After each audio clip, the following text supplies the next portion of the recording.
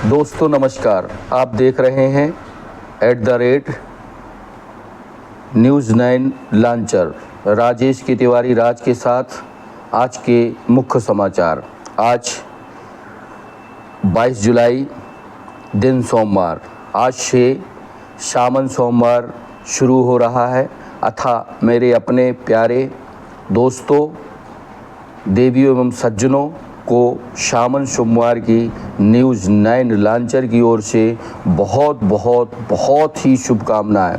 भगवान भोलेनाथ आप सबके मनोरथ पूरे करें एवं दिनों दिन रात चौगनी आप सभी मेरे प्यारे दर्शक तरक्की करते रहें। आइए चलते हैं मुख्य समाचारों की ओर।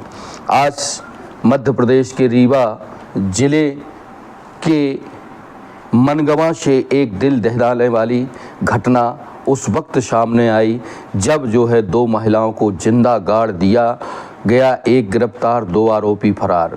रीवा में जंगल राज की झलक दिल दहलाने देने वाला वीडियो वायरल।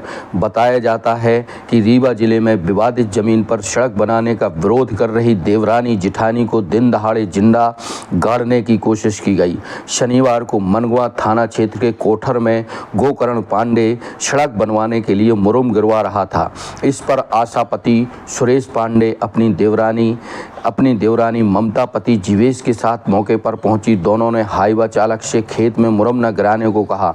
दोनों महिलाएं हाईवा के पीछे जाकर बैठ गईं। इसी बीच ड्राइवर ने मुरम दोनों महिलाओं पर पलटा दी, जिससे दोनों मुरम में दब गईं। आरोप है कि इनको जिंदा दफनाने की कोशिश की गई। मौके पर पहुंचे परिवार और गांव वालों ने दोनों को निकालकर अस्पताल भेजे।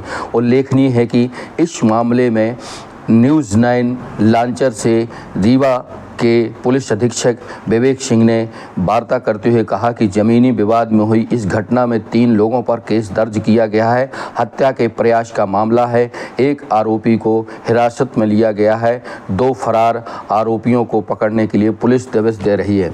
वहीं एक अंतर्राष्ट्रीय समाचार के मुताबिक बताया जा रहा है कि कट्टर तालिबान समर्थक अब बेटियों की पढ़ाई के लिए हो रहे हैं लामबंद। उल्लेखनीय है कि तालिबान महिलाओं की स्वतंत्रता एवं आज़ादी के खिलाफ था, लेकिन अब समय बदल रहा है।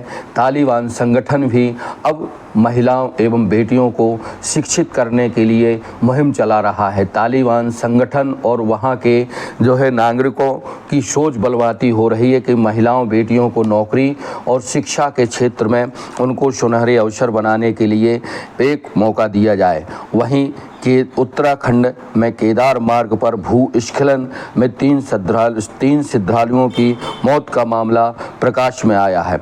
आज क्या ये नीट क्लीन है? सुप्रीम कोर्ट आज करेगा सुनवाई। दिल्ली से समाचार प्राप्त के मुताबिक आज 23 लाख नीट छात्रों के भविष्य पर सुनवाई। सरकार ने फिर कहा कोई गड़बड़ी नहीं। इन दिनों लगातार चर्चा के सुर्खियों में बने रहे नीट यूजी से जुड़ी याचिकाओं पर सुप्रीम कोर्ट सोमवार को सुनवाई करेगा। 5 मई को ही परीक्षा में पेपर लीक, असमान अंक और ग्रेस मार्क जैसी गड़बड़ियां सामने आई थी। इसमें नीट की याचिकाएं लगी हुई थी। कोर्ट ने 8 जुलाई को सुनवाई में कहा था कि नीट यूजीसी की शुचिता का उल्लंघन हुआ है। कोर्ट ने एनटीए को शहर केंद्रवार रिजल्ट देने को कहा था। शनिवार को जारी रिजल्ट में कुछ सेंटरों पर रिजल्ट बहुत ज़्यादा होने से सवाल उठ खड़े हुए थे। उल्लेखनीय है कि इन दिनों में नीट में गड़बड़ी को लेकर जहाँ पूरे देश भरे में धरना प्रदर्शन हुए थे, वहीं लोकसभा में प्रतिपक्ष के नेता राहुल गांधी सहित उनके गठबंधन इंडिया ने इस मामले को बहुत बेजा ढंग से उठाया था। अब चलते हैं आसाम। असम में पहली बार बाघ इंसानों का टकराव रोकने के लिए ड्रोन सुरक्षा। बाढ़ में अभयारण्यों से भटके बाघों की ड्रोन से होगी निगरानी।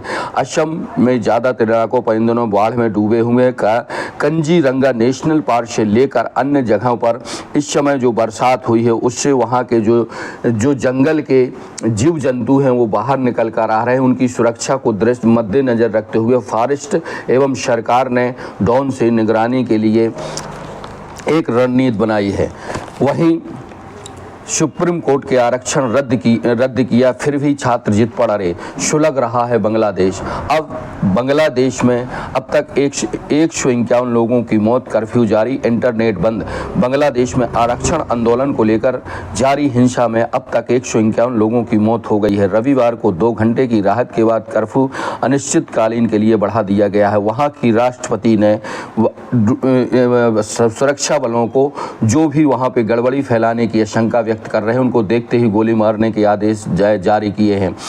कोलकाता में शहीदी रैली में ममता की हुंकार, केंद्र की राजद सरकार ज़्यादा दिन तक नहीं चलेगी। ममता कोलकाता में तृणमूल कांग्रेस की शहीद दिवस को रैली को संबोधित करते हुए पश्चिम बंगाल की सीएम ममता बनर्जी केंद्र की एनडीए सरकार पर आक्रामक हो गई। उन्होंने रविवार को कहा कि यह सरकार भाजपा गठबंधन की ज़्यादा दिनों तक नहीं चलेगी। वहीं इस रैली में सपा प्रमुख अखिलेश यादव, सीएम बनर्जी ने अखिलेश की तारीफ करते हुए कहा कि यूपी में जो खेला हुआ उससे भाजपा सरकार को इस्तीफा देना चाहिए था, लेकिन केंद्र की बेशर्म सरकार सत्ता का दुरुपयोग करके सत्ता में बनी हुई है।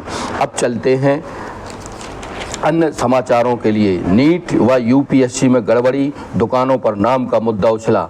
संसद का मानसून सत्र प्रारंभ। बीते रोज से देश की सबसे बड़ी पंचायत कही जाने वाली लोकसभा और राज्यसभा में मानसून सत्र प्रारंभ हो गया है। इस सत्र में नीट व यूपीएससी में गड़बड़ी, दुकानों पर नाम का मुद्दा उछला। बताया जा रहा है कि उत्तर प्रदेश सहित अन्य राज्यों में जो कबाड़ यात्रा निकाली जा रही है उसमें दुकानों में तमाम तरह के जो है मुद्दे या स्लोगन लिखे गए हैं, उसको लेकर बड़ी पंचायत में मामला रखे जाने की तैयारी हो रही है। सिवनी, मध्य प्रदेश के सिवनी में 24 घंटे में 7 इंच से अधिक बारिश से जनजीवन अस्त व्यस्त। केंद्रीय मंत्री प्रहलाद पटेल की हालत बिगड़ी, मौके पर डॉक्टर, एम्बुलेंस कुछ भी नहीं था। कांग्रेस से भारतीय जनता पार्टी में गए मंत्री रामनिवास यादव को वन एवं पर्यावरण विभाग का कैबिनेट मंत्री बनाया गया। अब चलते हैं दोस्तों पन्ना जिले के मुख्य समाचारों में। आज जो है पन्ना से जो खबर आ रही है उसमें ढाबा में काम करने वाले अज्ञात अधेड़ की मौत, पुलिस को बिना सूचना दिए जलाया गया शव। सोशल मीडिया में मौत की तीसरे दिन सामने आई जानकारी, मामले को लेकर जताया जा रहा संदेश। पन्ना कोतवाल रोहित मिश्रा ने हमसे बात करते हुए बताया कि मामले को लेकर किसी ने अभी तक शिकायत दर्ज नहीं कराई है। चर्चाओं से मिली जानकारी में पता चला तो यह बात सामने आई कि मजदूर ढाबे में काफ़ी समय से काम कर रहा था। यह सही है कि इस ढाबा संचालक द्वारा मजदूर की मौत की जानकारी पुलिस को नहीं दी गई। इस मामले की जांच करेंगे और जो भी तथ्य सामने आएंगे उस पर कार्रवाई की जाएगी। बताया जाता है कि पन्ना कोतवाली थाना क्षेत्र के मनोर ग्राम स्थित नेशनल हाईवे से लगे ढाबा में काम करने वाले एक अधेड़ मजदूर की संदिग्ध परिस्थितियों में मौत जब सोशल मीडिया में वायरल हुई तब जो है पुलिस प्रशासन ने इस मामले को संज्ञान में लिया है। वहीं पशु चिकित्सा और पशुपालन विभाग में पक्षपातपूर्ण रवैया अपनाने का आरोप। बताया जा रहा है कि जिले के पशु चिकित्सा एवं पशुपालन विभाग में पक्षपातपूर्ण रवैया व्यक्त है, साथ ही अनियमितताएं होने के आरोप लग रहे हैं। हासिल जानकारी के मुताबिक विभाग में पशु चिकित्सा विशेष अधिकारी AVSFO विभाग की रीढ़ है, वहीं क्षेत्र में AVFO की 3 संस्थाओं में कार्य कर रहे हैं।